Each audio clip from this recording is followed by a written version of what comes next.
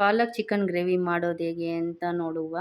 ಬೇಕಾಗಿರುವ ಐಟಮ್ಸ್ಗಳು: 2 ಈರುಳ್ಳಿ, ಟೊಮೊಟೊ ರುಬ್ಬಕ್ಕೆ 2 ಬೇಕು, ಸ್ವಲ್ಪ ಕೊತ್ತಂಬರಿ, ಹಸಿಮೆಣಸಿನ್ಕಾಯಿ 4-5, ಪುದೀನ ಸ್ವಲ್ಪ, ಹಾಗೆ ಚಿಲ್ಲಿ ಪೌಡರು, ಗರಂ ಮಸಾಲ, ಧನಿಯಾ ಪುಡಿ.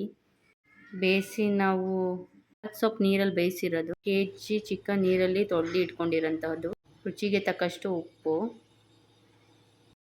ಬಾಣಲೆ ತಗೋಬೇಕು, ಅದರೊಳಕ್ಕೆ ಆಯಿಲ್ ಹಾಕಿ, ಹಾಗೆ ಸ್ವಲ್ಪ ಗುಳ್ಳೆ ಬರೋ ಥರ ಬಿಸಿ ಮಾಡಿ, ಕಟ್ ಮಾಡಿರೋಂತಹ ಆನಿಯನ್ನ ಹಾಕಿ ಅದನ್ನು ಸ್ವಲ್ಪ ಫ್ರೈ ಮಾಡಬೇಕು. ಎಲ್ಲನೂ ನಾನು 2 ಆನಿಯನ್ ಹಾಕಿದ್ದೀನಿ.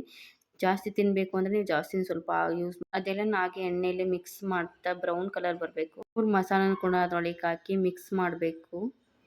ಅದನ್ನು ಜಾಸ್ತಿ ಮಿಕ್ಸ್ ಮಾಡ್ತಾ ಇದ್ರೆ ಅದು ಸ್ಪೈಸಿಯಾಗಿ ಕಾಣಿಸುತ್ತೆ, ಹಾಗೆ ರೆಡ್ ಕಲರ್ ಕಾಣಿಸುತ್ತೆ. ನಮ್ಗೆ ತಿನ್ನೋಕ್ಕೂ ಆ ಗ್ರೇವಿ ಚೆನ್ನಾಗಿರುತ್ತೆ. ಅಷ್ಟರೊಳಗೆ ನಾವು ಒಂದು ಮಿಕ್ಸಿ ಜಾರ್ ತಗೊಂಡು ಬೇಯಿಸಿರೋ ತನಕ ಪಾಲಕ್ ಸೊಪ್ಪು, ಹಾಗೆ ಟೊಮೊಟೊ 1-2, ರುಬ್ಬಕ್ಕೆ ಸ್ವಲ್ಪ ದಪ್ಪಾಗಿ ಹೆಚ್ಕೊಂಡಿದ್ದೀನಿ ನಾನು.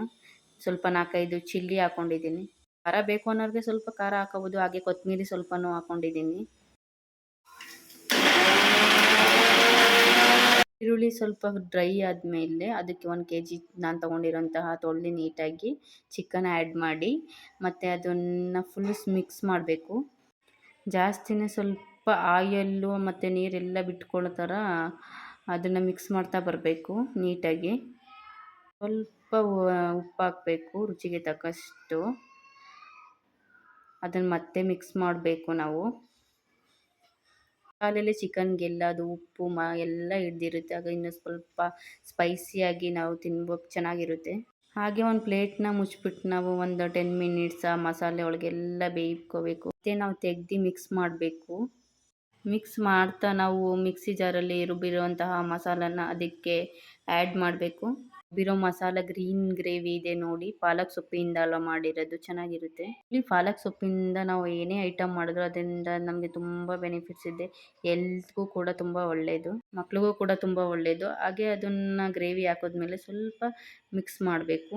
ಅದು ಚಿಕನ್ಗೆಲ್ಲ ಸ್ಪೈಸಿಯಾಗಿ ಹಿಡಿಬೇಕು, ಅದು ರುಬ್ಬಿರೋಂತಹ ಮಸಾಲ.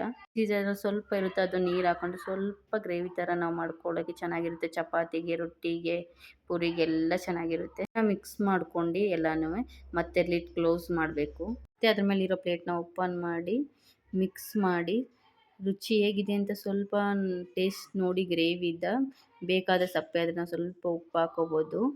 ಅದನ್ನು ಹಾಕ್ಕೊಂಡು ಮತ್ತೆ ನಾವು ಮಿಕ್ಸ್ ಮಾಡ್ತಾ ಬರಬೇಕು. ಫೈನಲಿ ರೆಡಿ ಆಯಿತು ಪಾಲಕ್ ಚಿಕನ್ ಗ್ರೇವಿ. ಇವಾಗ ನಾವು ಸವಿಯಲು ಸಿದ್ಧ.